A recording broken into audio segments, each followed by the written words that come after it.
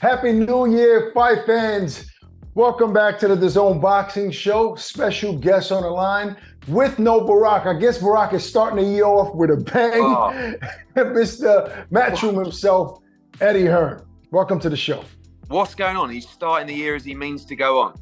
Yeah, I guess he wants to set the tone. He wants to set the tone. I thought the contract might have expired and he's walked. No, you know? I think he wants to renegotiate, so he's holding off. So look, Eddie, as you can see, he's at his property in the Caribbean on a holiday, enjoying himself. Eddie, the fight fans are waiting like, when are we going to get back to work, man? Enough vacation, enough palm trees. What are we going to start the year off with? How are we going to start off with a bang? Well, it's difficult putting so many countries together in like this global schedule. And ideally, we want to do that. We want to incorporate Anthony Joshua fight, a Canelo Alvarez fight into the schedule. These things do take time, but we're pretty much ready to go with our first slate. Going to be looking to announce probably our first couple of shows in the next 48 hours. Going to be starting, it looks like, February the 4th in New York. There's not a lot of secrets anymore on the internet. There's a lot of talk about, big undisputed fights for that card as well. Right. And of course, gearing up for a lot of big fights. Of course, Jesse Rodriguez looking to become a two-weight world champion. A lot of rumors about Lee Wood against Maurizio Lara as well. The return of Callum Smith, Joe Cordina trying to become a two-time world champion against Rakimov. And as I said, Anthony Joshua and Canelo Alvarez both in the works to announce in that first slate of 2023. Speaking of Canelo, right, as a promoter, I've always wondered, because us fight fans, when a fighter announces his big fight, right, guys like Canelo, like Floyd did, like AJ, ideally, how much time would you need to announce a fight in order to promote it properly? Because a guy like Canelo fights 2 times a year. If we know he's fighting around Mayish and we know who he's fighting, is it okay to announce it 4 months in advance, or is that too much? Yeah, it can never be too much. Because, a lot of time is always going to lead to an effective promotion. Right. Really, you don't want to give yourself less than 8 weeks, absolute minimum, to go on sale. These shows obviously sell very quickly. So It's not necessarily the selling of the event, but you're talking about 2 of the biggest names in global boxing, in Canelo Alvarez and Anthony Joshua. So I think that generally you'd want 10 to 12 weeks. AJ is fighting a month earlier than Canelo Alvarez. So he'll be pretty much ready to go with an announcement in the next week or so. We pretty much know his date. We're down to the 3 or 4 opponents that we're talking to. Obviously, rumors of his new training team. There'll be a full announcement soon from Anthony Joshua on that. But he's in a great place. He's ready to start camp, actually. And I believe this week that camp will begin. And when you say there are a couple of guys in the runnings for an AJ fight, is AJ the type of guy to say, Eddie, I don't care, any of those 3 are fine with me? Eddie, you pick the guy. Has he ever been there? Honestly, I couldn't give Anthony Joshua an opponent that he would turn down. It's more about the training team act, the new team. Obviously, the plan now is to rebuild him into the heavyweight world champion, to become a 3-time world heavyweight champion. And the trainer will want to take the appropriate steps to do that. It's all very well being brave and listening to Twitter, and going out there and fighting Deontay Wilder and doing this and doing that. But there has to be a plan. There has to be a smart plan. And the smart plan is he wants to return against a top 15 guy, a credible fight, then move forward in the summer with probably Dillian White, and then move forward against, I guess, Deontay Wilder, Tyson Fury, into a mega fight, in the autumn of 2023. For me, the key here is to see him box 3 times this year. He has been too inactive for a mixture of COVID and big events and mandatories and negotiations and fights in the Middle East. And he's excited. He's in a great place mentally. Like I said, camp's about to start for him. And I expect to see a great performance from him in April. So it's safe to say that, AJ Wilder could happen in 2023. And on your end, at one point, the communication was, pretty much not happening with his team, but I know you communicated with Shelly Finkel and those guys.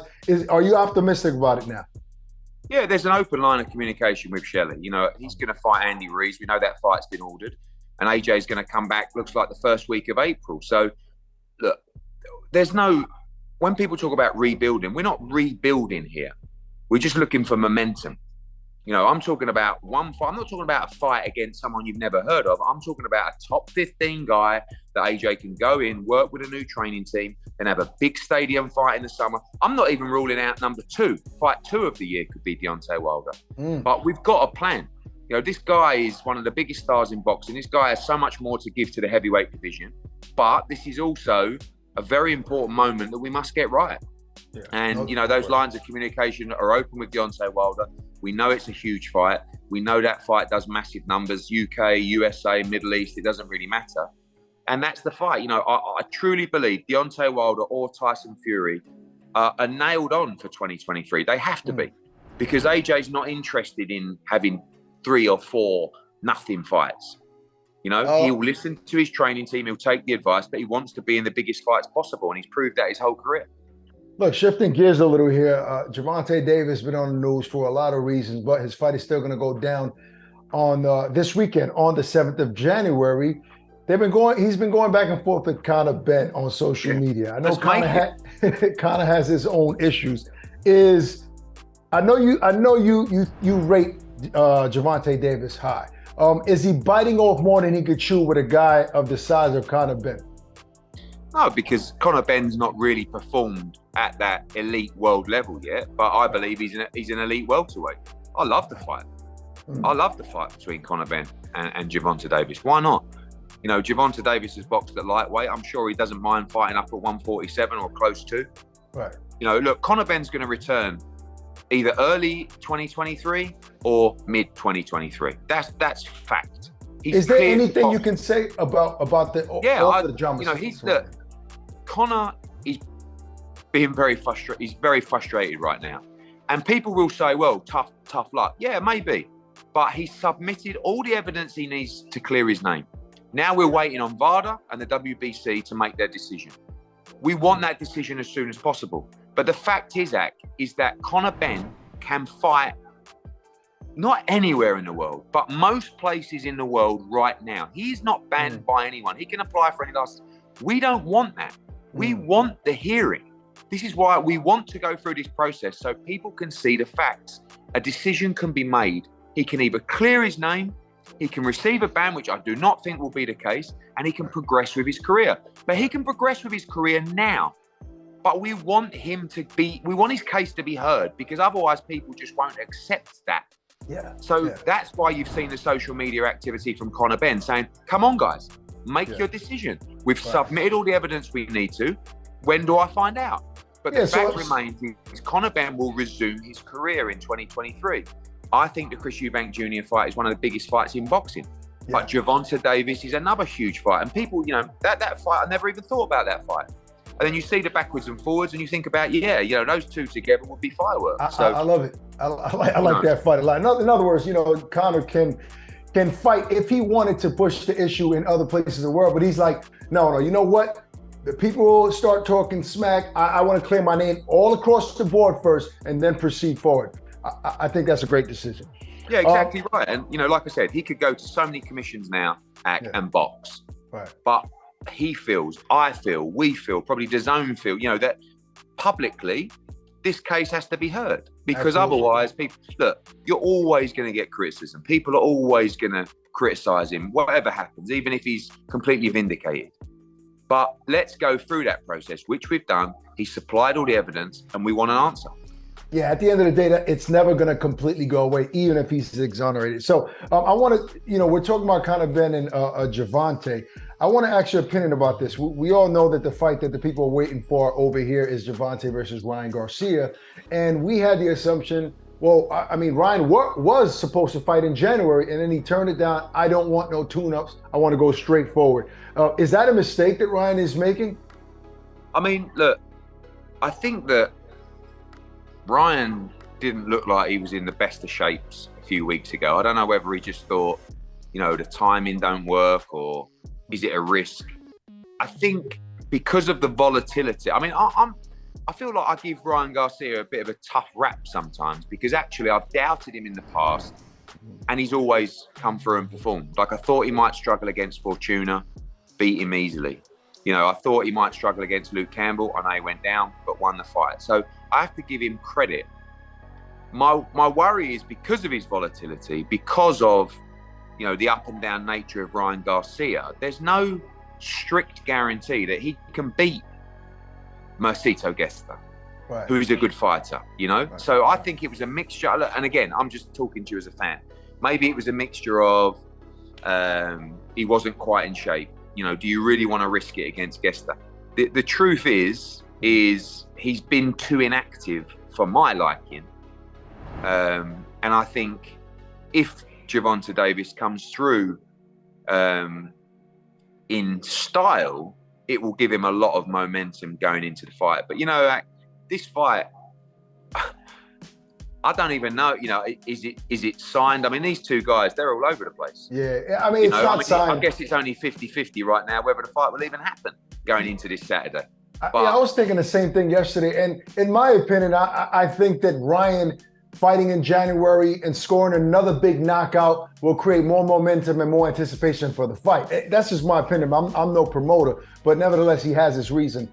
I think that people are starting to worry about that fight actually being made. You know, because of all the drama surrounding, especially Gervonta. But who knows? Look, it's a fight that we all love to see. Another big fight that some are anticipating, especially Canelo fans. They want the rematch with Bivol. Bivol tells IFL TV that, hey, look, I'm not waiting around for Canelo. I don't care about his decision. I'm pursuing a light heavyweight unification bout against Beterbiev. What's the latest with Bivol? The situation is that talks with myself and Eddie Reynoso are underway to plan out Canelo Alvarez's 2023. You know, he's already stated publicly that he would like that, if you like, comeback fight from injury in May. There's a very good chance that could be John Ryder if a deal can be reached there. He's the mandatory for the WBO championship. He's the interim champion at 168 pounds. And then Eddie Reynoso's made it very clear to me. He wants the rematch with Dimitri Bivol. The discussions really is, does that take place at 175 or 168? Canelo doesn't really want to lose his belt at 168, and a lot will depend on the rulings from the governing body. You know, I think Canelo Alvarez would almost prefer that fight at 175, but I know that Dimitri Bivol is about belts, he's about legacy. He's made it clear to us that he can make 168 pounds. And wouldn't that give Canelo a better advantage in the first fight? And I know he doesn't want that advantage. He doesn't want that excuse factor. That's the problem, Matt. Yeah, look, it's not unfair for Canelo Alvarez to go to 175. He's done it before, but it is unfair in my eyes. It's unfair. I don't think he would want to call it unfair. I get it. You know, he lost, and that's the situation. But I feel like Canelo against Bivol at 68 would enable Dimitri Bivol to try and become undisputed at 168 pounds. And if he was to be triumphant, he could move and fight Beterbiev at 175. If he was to lose to Canelo Alvarez at 168, he could still fight Beterbiev for the undisputed championship at 175. So when you're talking about chasing greatness, when you're talking about legacy, Dimitri Bivol is a fighter that is all about that. He has a chance here to rematch Canelo Alvarez for the undisputed championship at 168 pounds, and then move and fight Artur Beterbiev for the undisputed championship at 175 pounds. I mean, this is an incredible plan, an incredible opportunity that could unfold for Dimitri Bivol, but there's a lot of work to be done, you know, with myself, with Vadim Kornilov, with Frank Smith, with Eddie Reynoso, with Canelo Alvarez, to try and make this happen.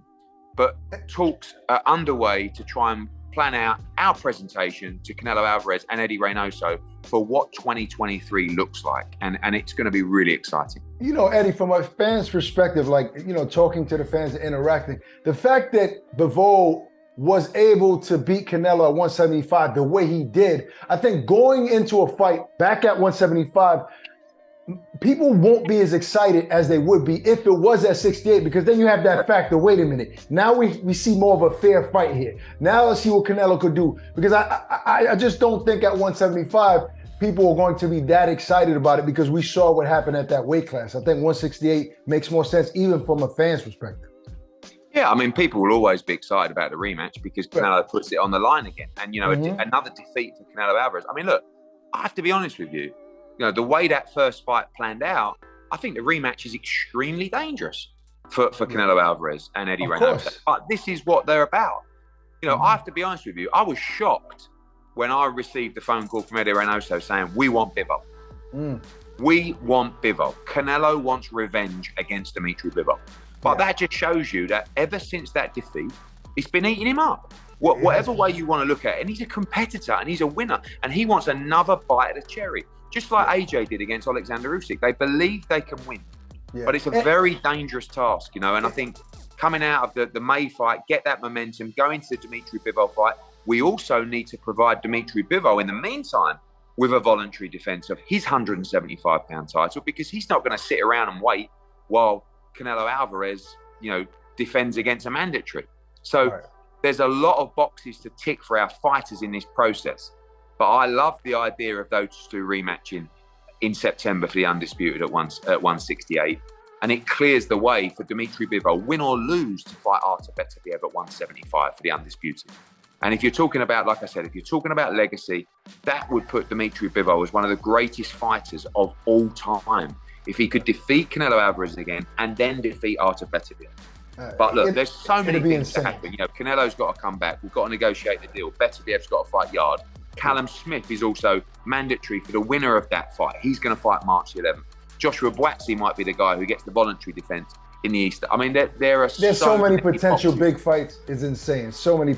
And look, with all that being said, honestly, I don't want to take credit away from Bivol, but I didn't see typical Canelo in that fight. And maybe it was because of Bivol's skill. So I want to see that fight at 175 or 168 regardless. But Eddie, look, you're a promoter that, you know, you've been, especially here in America, you've come on a scene and in some cases took over the sport on this side of the world. And most fighters, damn near every fighter is very pleased with you, even the pound for pound king, Canelo, and all of these guys. But lately there's been some drama surrounding your name with other fighters. And I'm talking about Lawrence Okolie. And we need an update, because it's rare that a fighter speaks that negatively about you, especially being on your team. I'm not talking about guys that are not on your team. I'm talking about guys that's been with you.